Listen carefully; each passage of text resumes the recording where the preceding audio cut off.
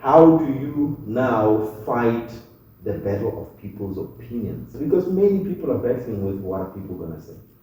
Thinking about routines. exactly. The thing about feedback is that what is important about it is also who it comes from. So if you are getting feedback and it is good and coming from the right people, it can serve as a source of direction. It's the time of the day. Please don't be late. Call your friends, I'll call my friends. Let's go and be changed. TMP is doing the most. TMP is doing the most. It's the time of the day. Please don't be late. Call your friends. Zandi Ford. We're back again. Yes. We're doing it again. We're doing the most.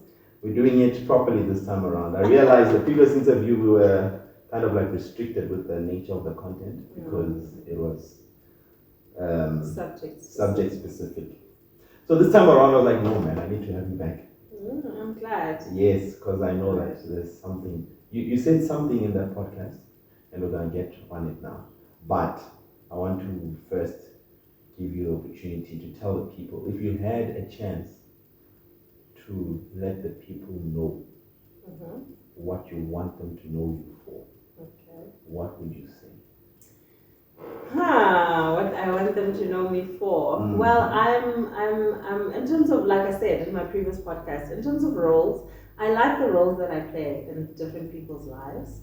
So I like that I'm somebody's wife. I like that I'm a mother to 3 beautiful children. I like that, I'm fortunate enough to still have a parent, so I have a mother, and I'm a sister as well. I only have one sibling. So relationally, the older sister? Yes, I'm the firstborn. Yeah, so relationally, that's how I'd like to be known. But I also think an important aspect of me is the things that I do and the things that I get up to. So I've got several entities that I oversee. So I'm an entrepreneur. And the other aspect is that I'm a farmer within that entrepreneurship space, which is a very different. I love farming. It's my favorite. Let me put it that way. Why? Because it's challenging. That's one thing. The rewards are also immense, if I can put it that way. And I think it's monetary rewards. Monetary, but also growth. There's a lot of personal development that you have to go through with being a farmer. Yeah, it's a different to other patience businesses. game. Oh, patience. Yeah, it's a patience game.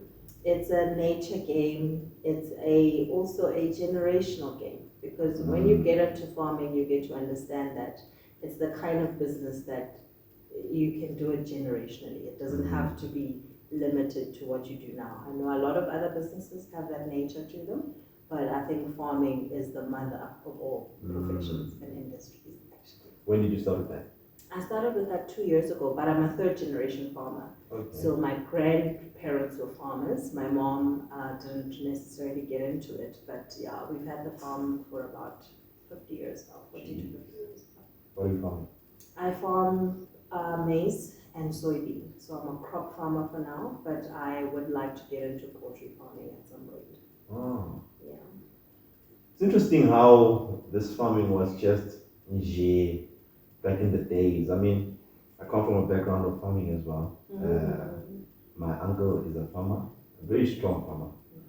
And my father is a farmer. Yes, but I never really looked at it as a farmer in that sense. You know what I mean? It's only now it's what we do at home. Yeah, it's like it's normal. Now it's like this thing where, I totally get what you mean. Wow. Yeah, it's a profession, man. Did you see it as that when you were growing up? And no, I didn't. I think also stepping back and not doing it for a large part of my life. I mean, we used to go to the farm during school holidays and stuff. So you didn't like it. It's only when I did, but it was not something that I couldn't like, because it came so naturally to my upbringing. It's always been around, so I didn't dislike it, if I can put it that way. And I just liked the fact that it united us as a family as well. You go to the farm, there's a thing that we all gather around when it comes to our family unit. Growing up, at least with my cousins, we'd go, sluicing gomo and milking cows. So there was a thing to it. So you were milking cows as well? Yes. Really? Yes. I literally, for my formative years, the first 6 years of my life, I did spend it living on the farm exclusively with my grandparents. And then, when I started primary school, then we moved to social media, where I started my schooling, and then I went on to, grow up there as well. But what made you go all the way out to just come back later into Bali? It was an opportunity that I got. It's an enterprise and supply development program that is run by Tiger Brands. So I had the opportunity to get onto that program, especially for the maize part of the crops that I'm farming. And then the soybean element also got some funding from the Department of Agriculture. Oh, so that's what they're doing. So that's what reeled me in, to actually do it commercially, because we've always been subsistence farmers, where we do it at home, but now I can, farm a significant number of hectares, and it's industrial. You do it with machinery, and you're learning. I have a mentor. So I have a mentor. He takes me through it. Our farm is not massive, but it's 124 hectares. That's a lot. Yeah, so that's massive. I'm farming 100 of those hectares. Jeez, that's massive. Not massive, but that's massive. Sizable. Geographically, sizable. Okay, let's try to measure it. Would it be like? It's quite big. Oh, it's big. It's quite big. Jeez. Well, considering that, some farmers in the program are doing like 300, 500 hectares. But that's what I'm saying. That's what I'm saying. Oh, did they supply you with the land as well? They give you land space and stuff? No, the land is my family's land. And then you can have the option to lease out. So I think the only way I'll be able to scale the operation is to obviously then go to other farms and lease them out. Jeez, you're rich. Yeah.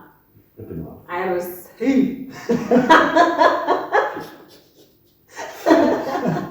Downplay it, it's fine. It's okay. Be modest about it, but you're flipping wealthy. So that's what I'm saying. It's a generational thing. If you do it well, it can really enrich and empower many generations. So were your grandparents using the whole 124 hectares? No, they actually leased it out for many years after my grandfather passed. So nobody, none of my mother's siblings were really into getting it, pushing it and getting it done over the years. And I think also some family drama and conflict along the way as well. So that's why we had never farmed it ourselves ever since that period when my grandfather was doing it actively. And then only now again is it under family management. So it was your maternal grandparents? Yeah, my maternal grandparents, Oh, and how many siblings does your mother have? She has 4. She had 4, some of them passed away.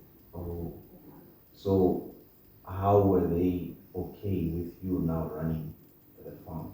Well, now it's just her youngest brother, my uncle, and then her older sister. So her older sister has a very keen interest in looking after the farm. And she just turned 60 last year. So she doesn't have, I think, the strength to be able to now run with programs of this nature. But she's very supportive, and we actually tag teaming on it. Interesting. On the initiative. Beautiful. That's quite beautiful. So you're planning on going deep into this eventually? Yeah, I plan to scale. I want to be a mega farmer. I want to see myself doing 1,000 hectares and above. Wow. And it's possible, I think with initiatives that, like the Tiger Brands program as well as other government-funded initiatives, we may be able to, scale it. You really do me up with those things.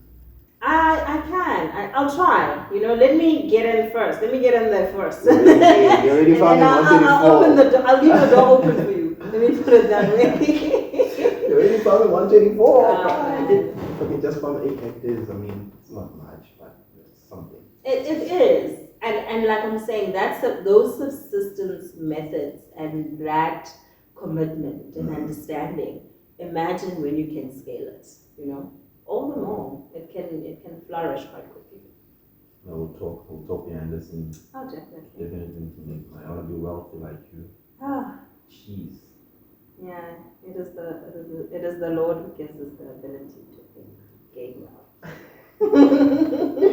So tell me, Yeah. you're now a housewife. I wish. I'm a work from home wife.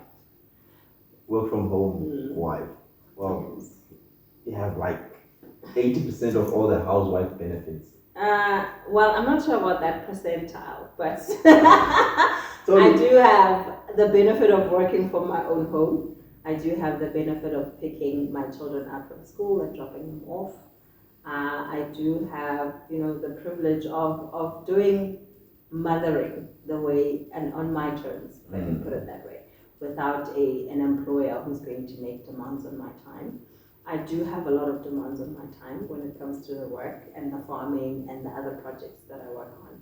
But it's a privilege to be able to do that at my own terms.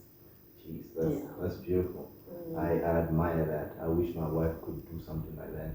That's why you're working this hard, man. That's what I'm trying. Yeah. Jeez. You can make it happen. It's possible. I know I can. What I wanted to ask is, in terms of the working dynamics, how did you get there? How did you get to a stage where you can now do work at your own terms? Well, I was more thrusted into it than I was, I chose it as such. I have small kids. So my youngest is 3, he just turned 3 this week. And then my second one is 4, so they're a year apart. And then my eldest is 10. So when I had my youngest, I literally, it was just COVID times and, tumultuous work environments and stuff. And What did you just say? Tumultuous work environment. Then I just... What does that mean?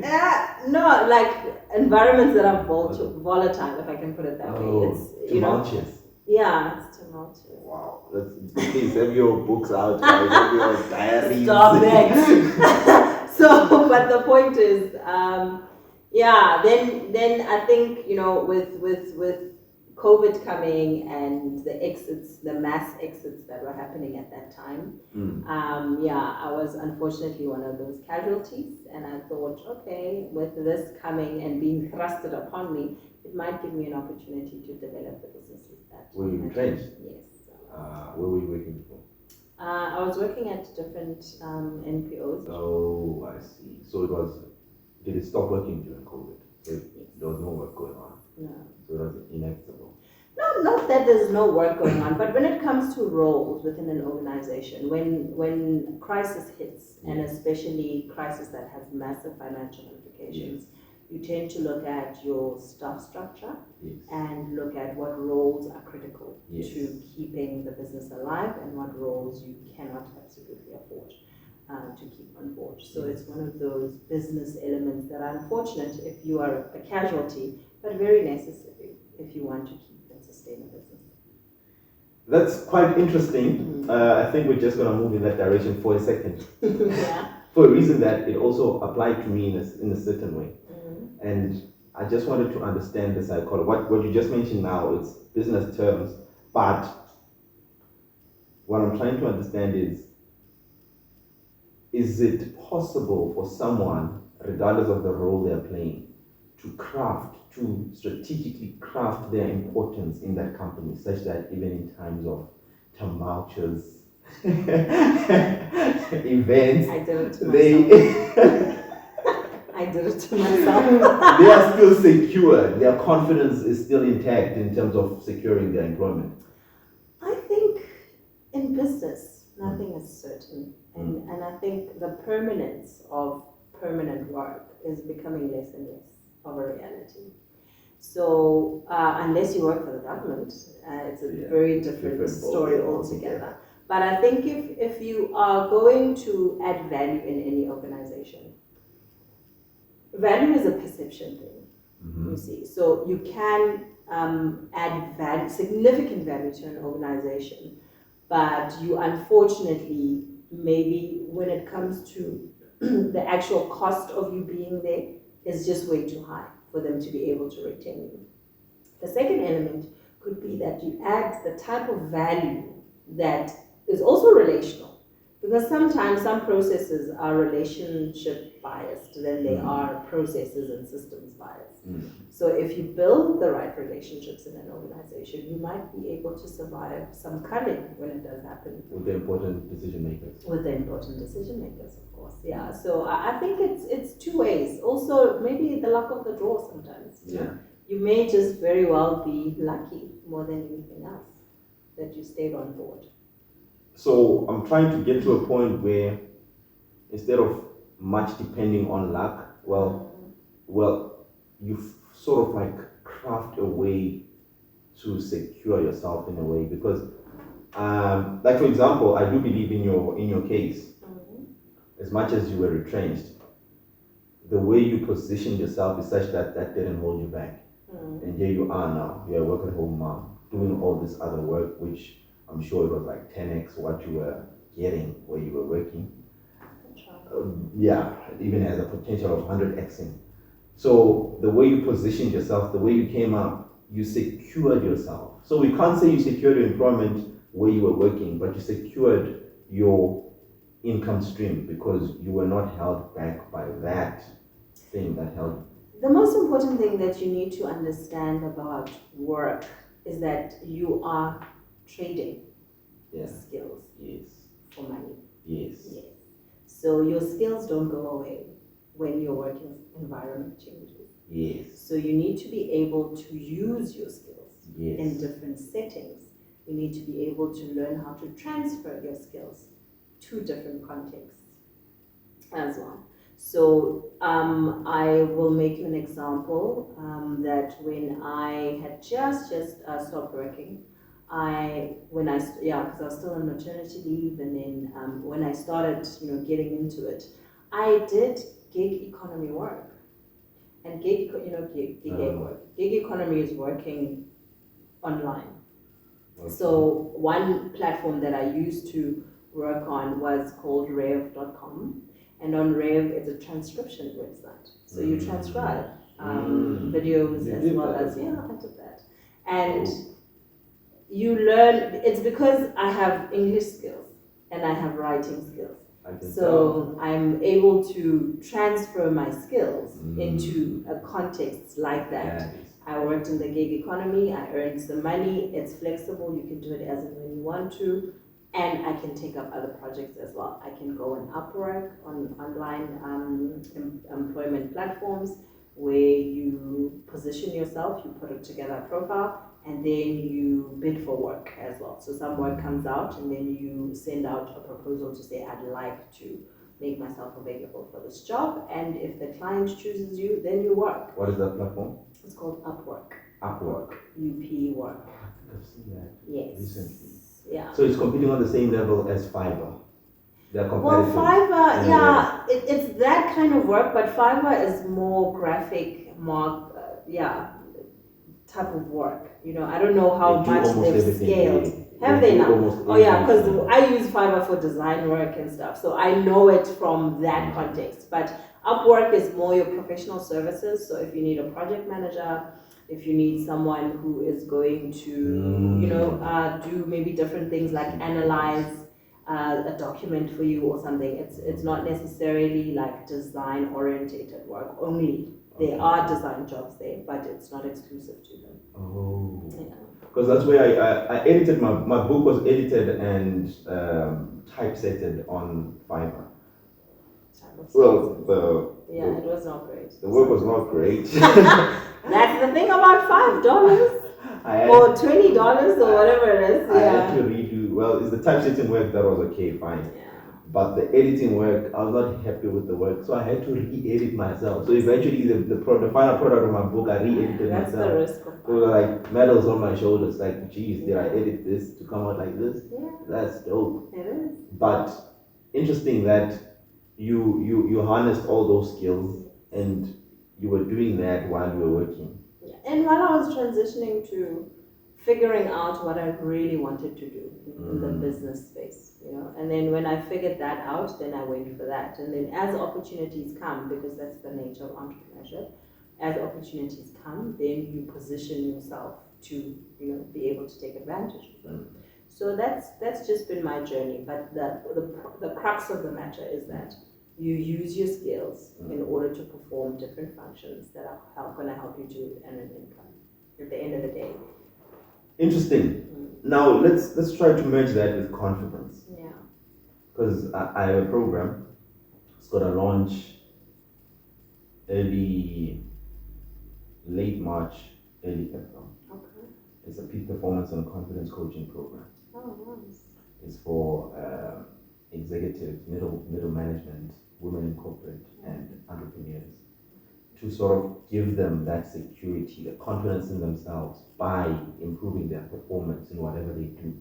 If it's at work, because I 100% believe that if you can up your performance, just make sure you produce at a high level, your productivity is high, there's no way your confidence is not going to follow suit. And when you are at that level of productivity, your income goes up. And even when you are in a situation where you are faced with retrenchment or those kind of uncertainties of security in your employment or income, you can still stand up because you've got the confidence backed up by the skill and the level of productivity you have with you. So that is going to be a 3-month program. And now I'm telling you guys so that to be ready for that. Get that program. It's definitely going to be super massive. So with what you are saying, it's directly linked to this, what I'm just talking about now. Because I do believe if you can upskill yourself, improve your skills, improve your ability to just give value, that gives you the confidence such that even when you are retrenched, you are in the open now by yourself, you have the confidence in yourself to start something new and you run with it. You're not held back. So that is just me. So I want you to talk about confidence in general. What is your take on confidence? How can people boost their confidence? Hey there, this is Miracle TMP Chawane, the confidence coach and the author of the 5 Friend University. If you're anything like me, you know you've got massive potential within yourself. You know you were created with a huge purpose. However, you're just held back by fear and the lack of confidence in yourself to pursue the goals that you want to pursue. And if that is you, I need you to get this book.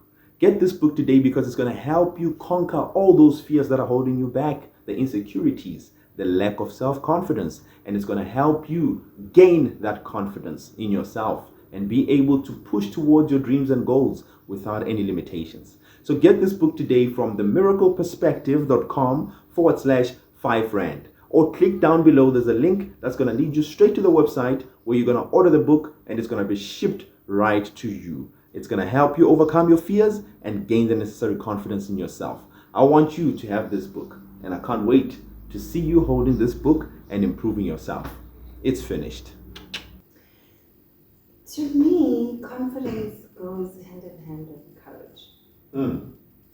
And you have to understand certain things about yourself as well, paired with the courage and the confidence. So understanding yourself and what you can and cannot do is a position of power. And the second element is that you need to be able to courageous to endeavor and try anything, to be honest with you. And sometimes the outcomes of that courage, they build your confidence in the long term. Jeez, I'm trying to let you finish. I'm sorry. Okay. You said something. The awareness of what you can and what you can't do. Say that again. You need to be able to know what you can and cannot do. Yes. And not accept that as such. If there are things that you really want to learn how to do, by all means, learn how to do those things. But there are certain things that are just not you. You see? And you need to be able to live with that kind of thing, but pursue aggressively the things that are you. And they are, not come naturally to you, but you know that when you put yourself under the pressure and the practice of learning how to do those things, you definitely can excel. So I think it's really learning yourself. What do I like? What are my gifts? What are my interests as well? Because your interests tell you a lot about yourself as well. So just asking yourself those very important questions, self-reflective questions, helps you get to know yourself. And then when you are pursuing things, then it becomes easier because you can then muster the strength within yourself to say, I can do this, man. Like, I can do this. I may not be perfect, but I can definitely, give it a try. So, in relation to courage, you were still talking about the relation of confidence and courage, and the courage being the ability to just pursue things regardless of the fear element. Yeah. Continue with that. Well, I think, not to be scriptural, but I must bring in the standard by which I live,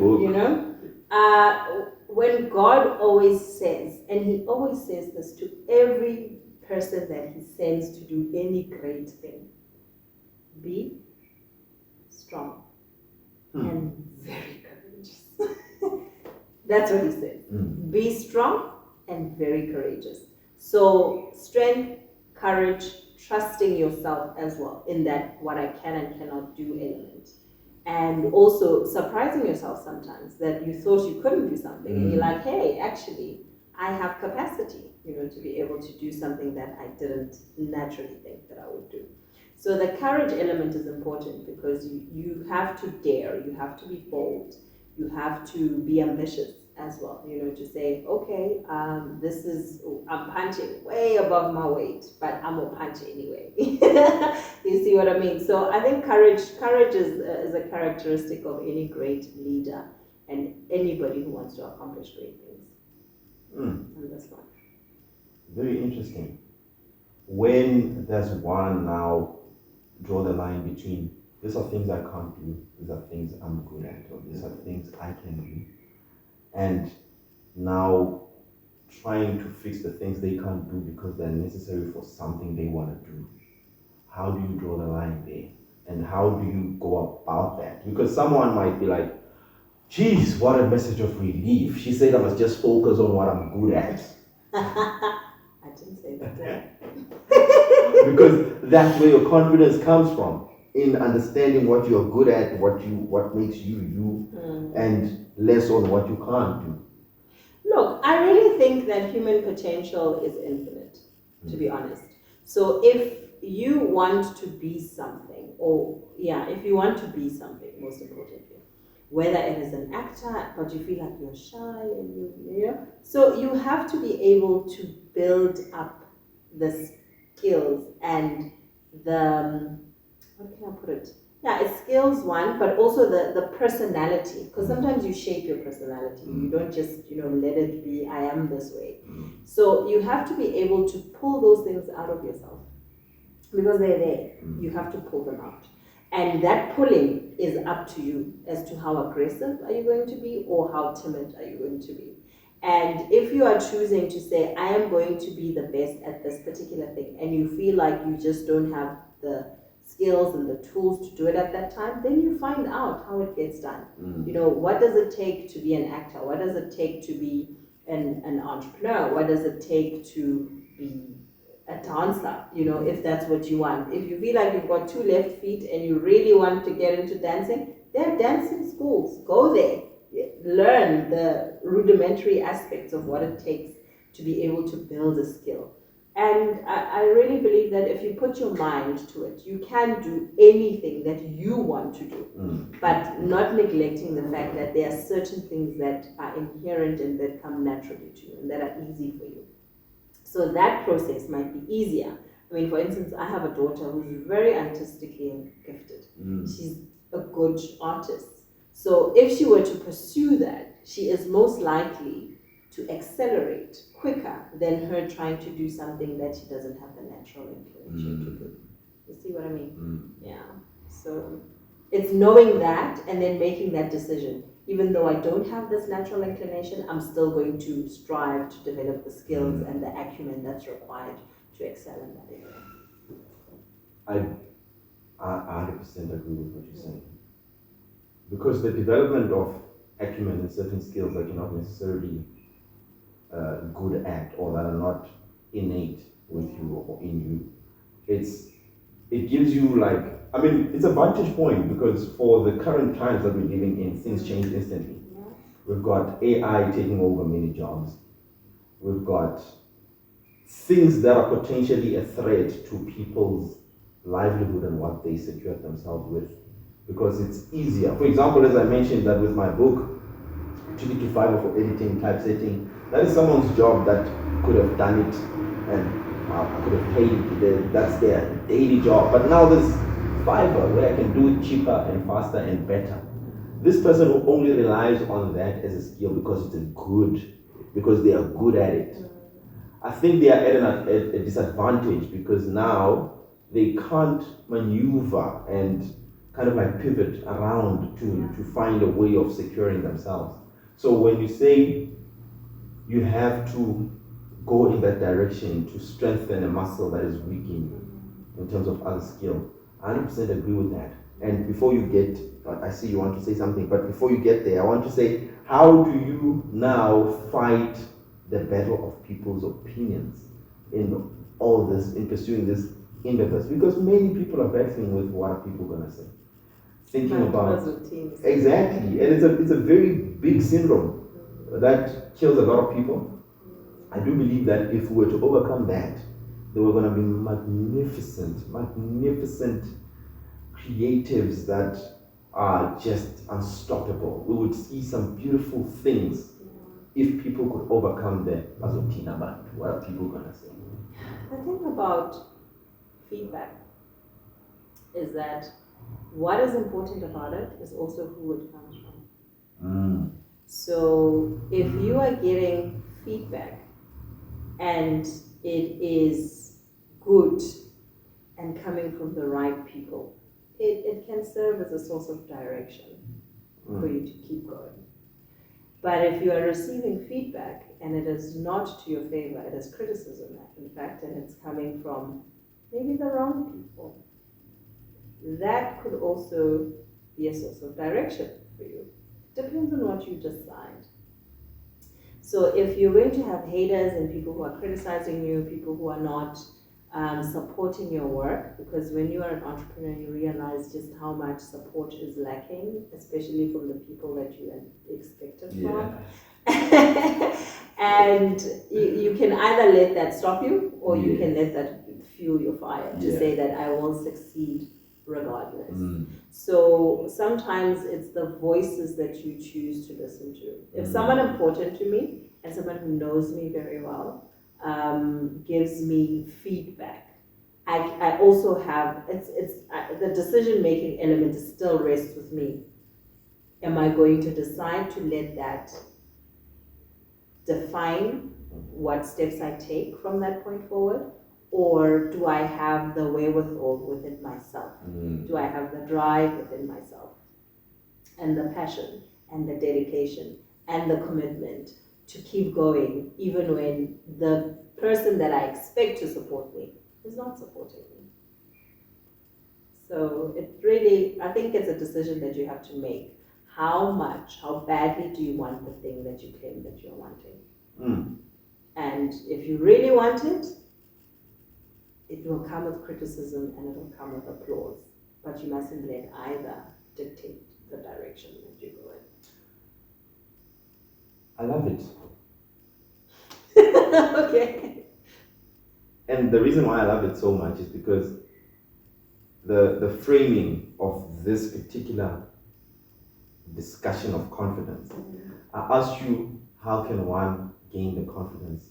And then now I ask you, how can they overcome the vascular syndrome?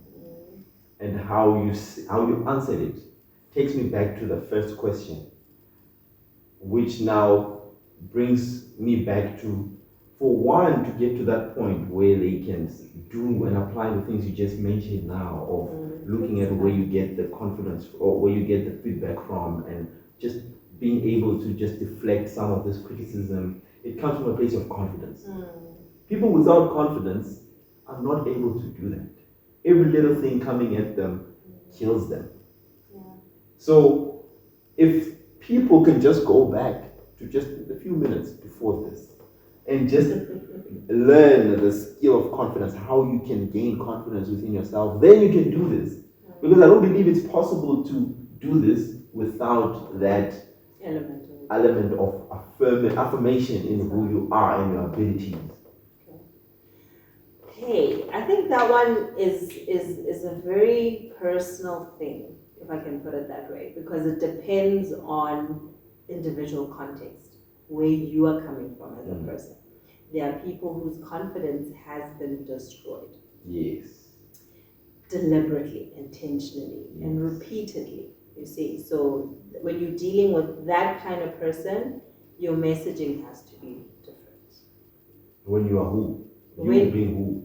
I think, for instance, if you have some people who were bullied as kids, people who were criticized by their family members and, really brought down and dragged, to be honest, So how you develop that kind of person's confidence is different to how you develop the confidence of somebody who just didn't necessarily have the pressure of being dragged down, but then hasn't really mastered the courage to be bold and just do stuff, and has that quiet voice of self-doubt that says, no, I don't really think I'm capable, or I don't have a look, or I don't have a this.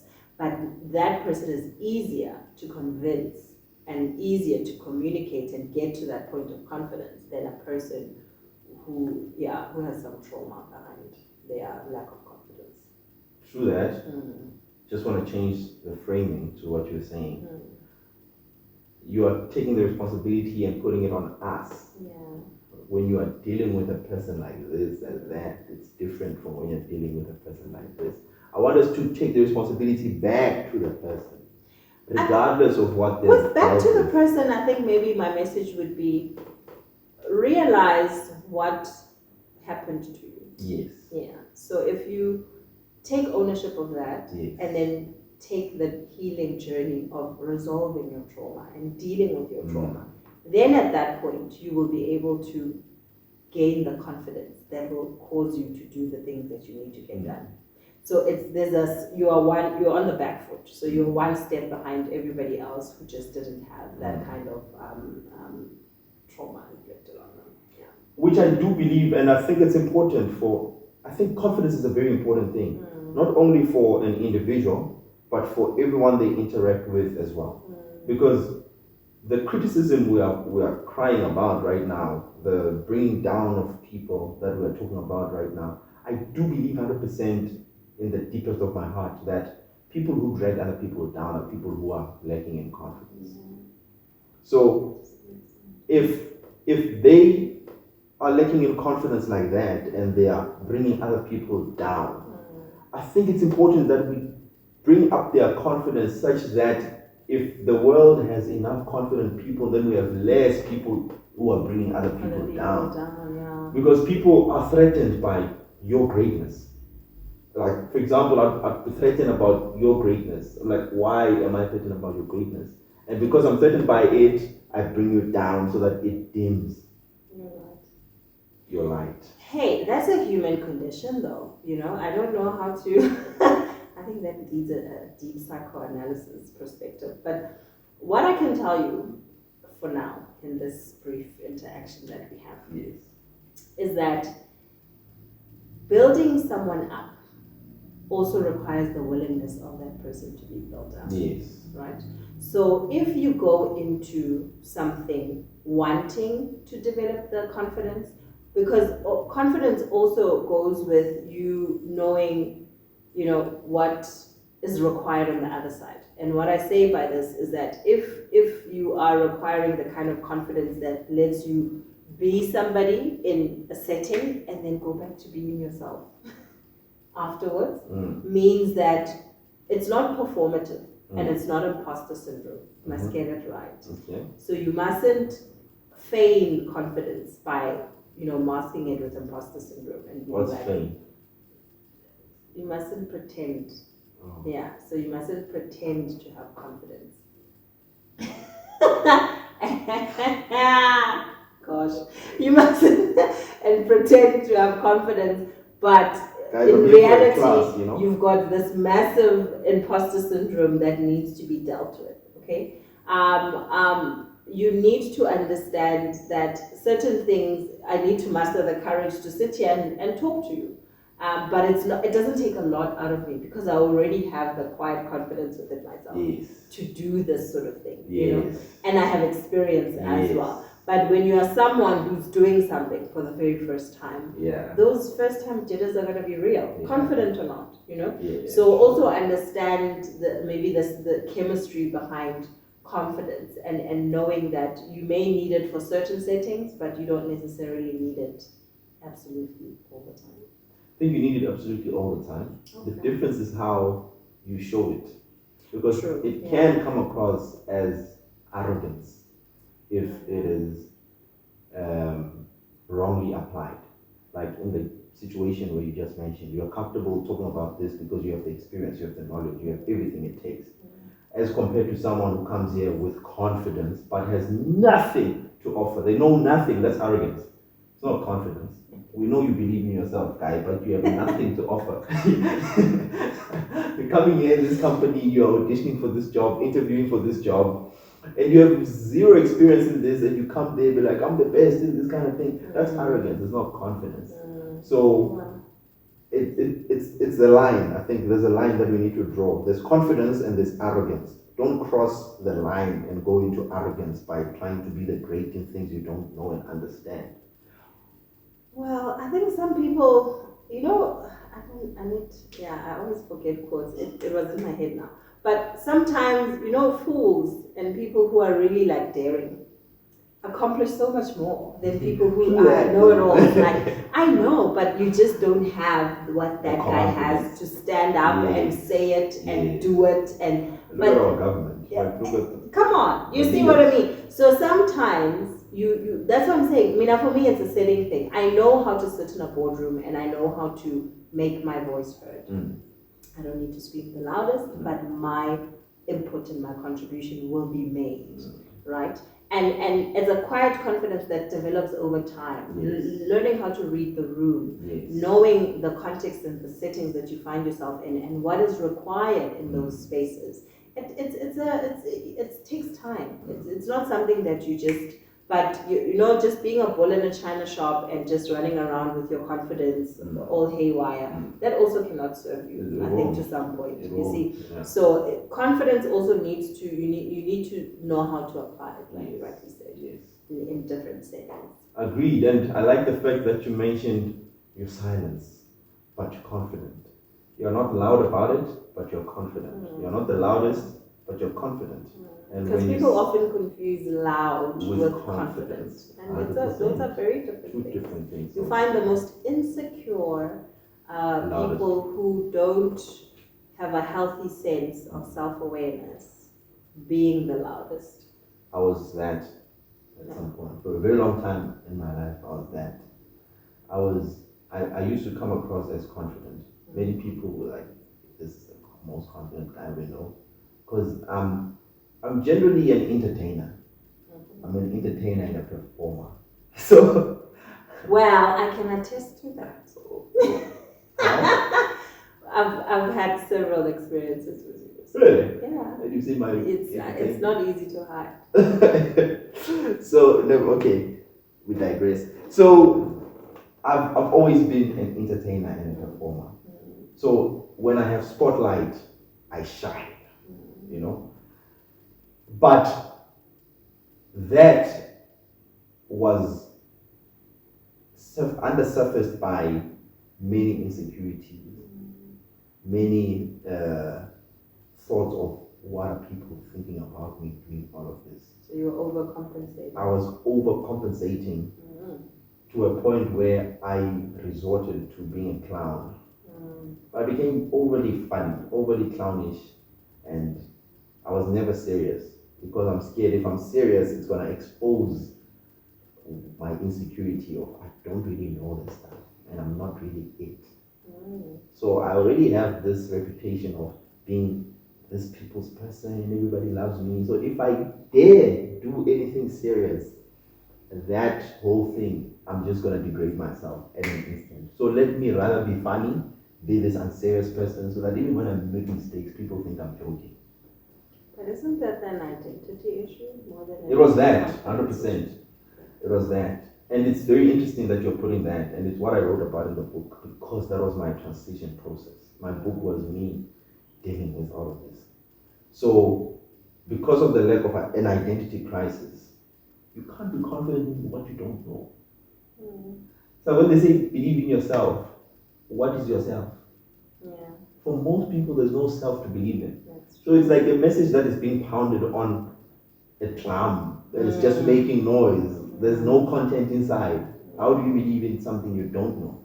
So the reason I like what you said before, earlier, is that understanding, and I wrote it down. You said you have to ask yourself reflective questions, because those are identity questions. They help you understand who you are. And once you understand yourself and who you are, what you have to offer, the value you bring to the world, then we can take it next level to now helping you gain the confidence. Because at least we have things to back you up. Rather than saying be confident, but there's no one to be confident. There's nothing there. So it's profound what you just said there. Very profound. And I think if you're struggling with confidence, go back and listen to this past 15 minutes, because this is going to help you so much.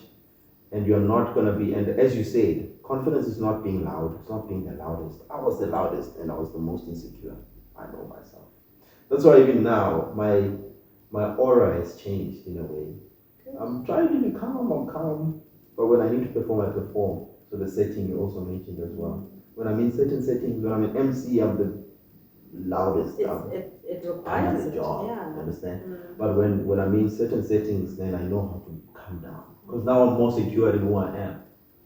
Exactly that. So you're really That's the key. preaching here. You should open a church. It's a whole other thing. So now let's wrap it up. The confidence element. Then we have like one more thing to discuss. Okay. The confidence element. What is the importance of confidence? Have you ever wondered why all the top athletes and the high performers of this world have coaches? Yep, that is because coaches help you keep focused on your goal. They help you unleash your next level potential. And that is why I'm here. If you are somebody who's looking for someone who's going to push you, keep you accountable to your goals, help you clarify your goals, and most importantly, give you a strategy to help you achieve those goals, well, click on the link down below. Let me be your coach. My name is Miracle TMP Chawane, the confidence coach and the author of The 5 Friend University. I want to give you a 15 minutes free discovery call to discover whether or not I can help you. I can get you to that next level. Just click on the link down below, get a 15 minutes free discovery call from me, and I'm going to take you to the next level, into helping you become the person you are meant to be. It's finished. See you on the other side. I think with it, you can do so much. And without it, you become limited in so many ways. So it's better to be with confidence than without it. You may not want, because a lot of people maybe sometimes when they think of confidence, they always think of it in a setting where they have to be, in a public setting, like public speaking. I have to be confident because I'm going to stand in front of a large crowd of people. But having confidence means that you might submit your job, your CV for a job that you don't necessarily qualify for. But because there's something in you that understands what you carry, that knows your potential, that knows your capacity, and you know that given the opportunity, you can convince anybody that you are that person. You see what I mean? So it's not always in a context where people are going to think something of you in a large crowd setting, but it's also knowing how to choose certain things for yourself and then deciding that because I know who I am, I know what I'm capable of, I know what I bring to the table, the value that I bring, I'm able to explore certain things because of the confidence that I have in myself. So without it, then you go into self-doubt. Then you're like, oh, I'm not good enough, I'm not even going to try, And I read this incredible book, The Year of Yes by Shonda Rhimes. You know Shonda Rhimes? She's the producer of these American series, these powerful black women. Love her.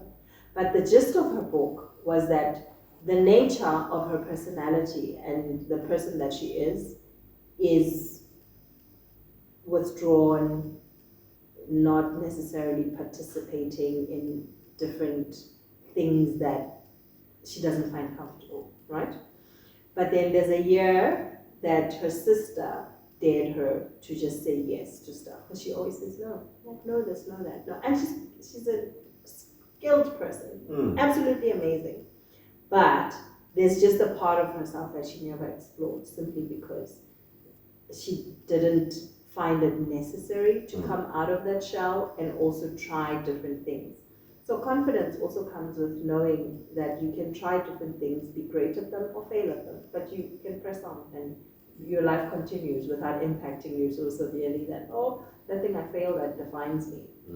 So you understand yourself better. And you have better experiences as well when you're a confident person. Yeah. Woo! You are deep. Do you know that though? Do you ever sit down and be like, I'm actually quite deep? Do you have those thoughts? I think I don't have that level of vanity. Really? Yeah. Why not? I have that almost all the time. I don't know, like I like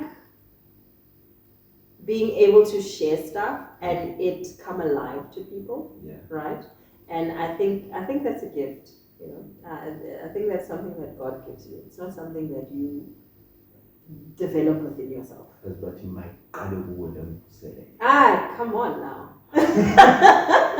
So so if you have a gift, it will come naturally, and then there are certain things that all of the things that you know and all of the things that you are, whenever they are called upon, you are able to present them in a way that makes you distinct and that also shines a certain light on. And you still don't look at yourself and be like, change it. I'm very confident in myself. And I know that I am able to do certain things and I do them well. Yeah. Or do you sit with yourself and be like, you know what, this year? You don't do that? No, well, not in that. What do you mean not in I'm the man type of thing, but in that, hey man, I have value and I have things that I can deposit. It's this modesty that you have with you, why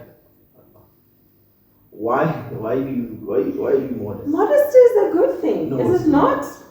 What do you mean? What do you mean modesty is not a good thing? Explain that to me. Modesty is never a good thing. I thought it was that for a very long time. Well, but I think to a certain degree, for me, modesty is not great because for the longest time, I have a hate relationship with modesty. I think maybe that's the core of this issue. And it's very important that the reason why I have a hate relationship with modesty is for the longest time, it took away my confidence.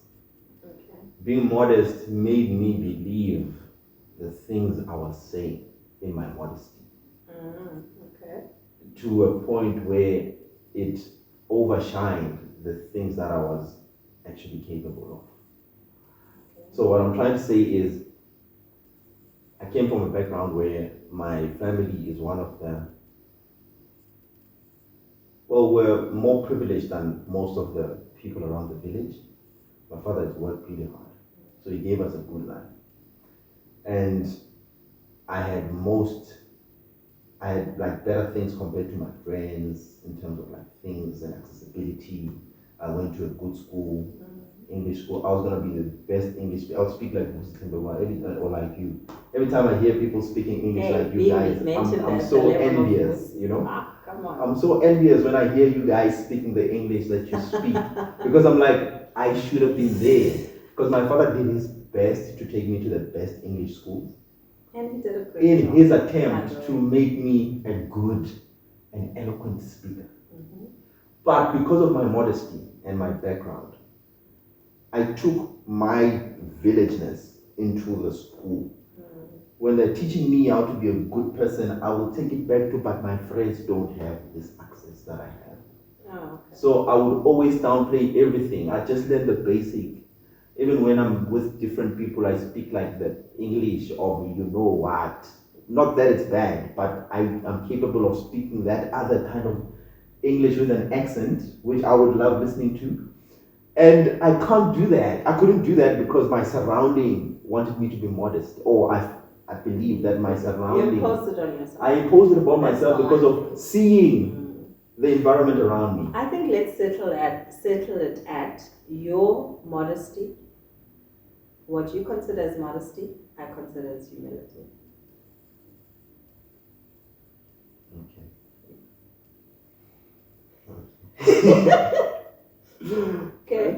Yeah. So your version of modesty and your perception of what you think I am doing, to me, what I am doing is humility. So we have a different perspective on how we see it. Yeah. So I get you. You're not modest. You're just humble. That's it. Meaning we agree that modesty is not good. You're just humble. Humbleness is better. Thank you. So, okay. Anyways, I think you've shared so much value here. Thank you. So much value. I found value myself. And I believe anybody who watched with the intention of getting value got that for sure. So the person with your skills and abilities, how do you remain humble? How do you remain a good wife? Are you a good wife? I think that is not a question that needs to be directed at me. No, but what do you think? I think I'm a good wife. Yes. Why? Why? Yeah. Okay. I think I try to do the things that make my marriage a good marriage, or a conducive environment, if I can put it that way. The most important thing about marriage is that if you are alive, your marriage is going to die. If you're alive. Yes. So okay. you need to be able to die to yourself. Oh wow. For your marriage to live. What does that mean? It means it's a sacrificial thing. You need to learn somebody, you need to understand them, you need to get to know them, you need to make compromises for them. So it's not an easy thing, but it's a very rewarding experience. Yeah. So you are dead. Very much so. How do you remain dead when you are this ball of greatness? Because if Jesus can say, in order for you to live, you must die. Just to exist in the world and live a good life, you must take up your cross and die every single day. Just for life, basically, not for marriage, not for parenting, not for.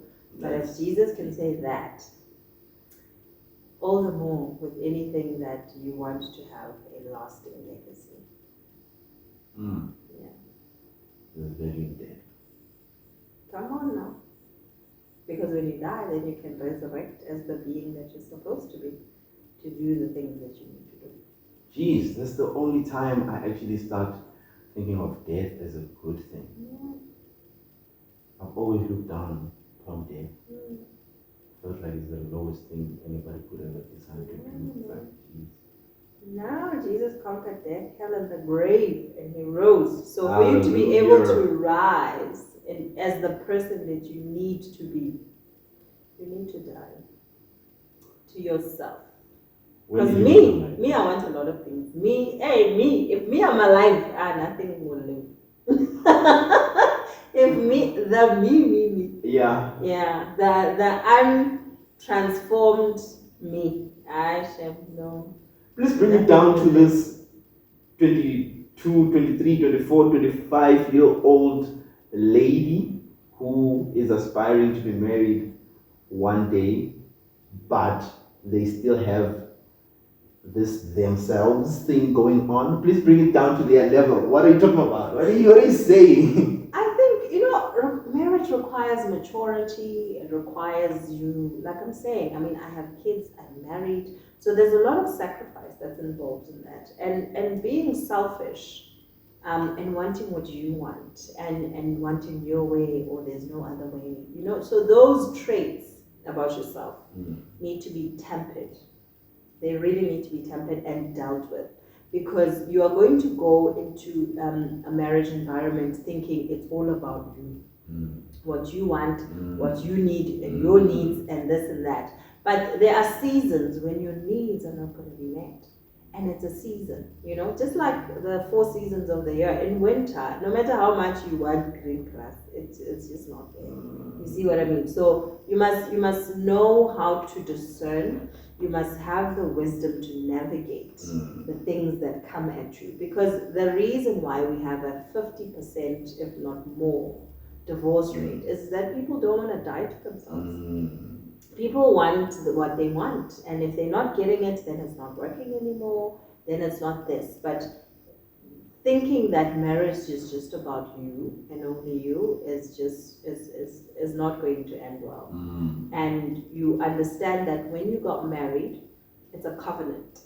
It's not just about you and Mugai. It's a covenant. You have God in that mix. So with that threefold cord, you need to understand that it isn't just about you. When you are married, you vowed to God that you are going to do to this man. So when this man is giving you frustrations or this woman is giving you frustrations, you do what? You turn to the God that you vowed to and you remember those vows. And you live by those things. It's by no means easy, but it's doable, it's possible. But you really need to be submitted and you really need to know what you want to accomplish through the union that God has put you. Beautiful. And I echo your sentiments 100%.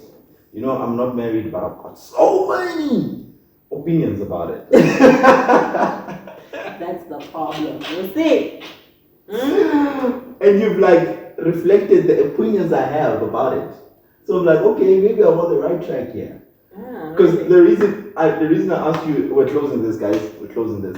The reason I asked you, are you a good wife? And you said you don't think it's the question you should ask. I should ask you. And I was like, no, but what do you think? It's because I believe in a relationship. If you focus on being the best partner for your partner, if that is the only focus you're focused on, you don't care. Let's forget a bit about what they are doing for you, but you're just focusing on being the best partner for your partner. Hoping, it's a risk we take, hoping that they also do the same thing. I don't see a reason of it breaking down. That's true. That's very true. You understand? So that's why. But if you go into it thinking, what is in this for me? You understand? So that's why you now lose the focus of, you now change your direction from looking at what you are supposed to do to make it work, but now go into the expectation of what the other person is supposed to do to make you happy and make it work. So if we can just change the frame, and you gave me a good answer to say, you are doing everything to make it a successful marriage. That was a very good answer. It was a perfect answer. Yeah, I'm glad it was perfect for you. And for everybody else who is willing to learn. Anyways, ladies and gents, thank you so much for joining in and listening to this greatness. And thank you to you, Zandisile. This was amazing. You're a great host, man. Oh, really? Thank you that you believe that. Thank you. Really appreciate it. I'm going to make you a resident guest. Look at that. Yeah, make you a resident guest. Still have a lot to talk about. But securing positions. Just like at that. Random. At an instant. Just outperform. You secure your post. It's finished. There we go. Do you want people to know you, to follow you anywhere? Cheers, guys. Oh yeah, I'm Zandile Poe, Pwee Poe on Facebook, and underscore Zandisile on Instagram. All right. So follow me. You know why you should follow her. Come on. If you still need convincing on why you should follow her, guys, we're done. Bye bye. Cheers, It's guys. finished.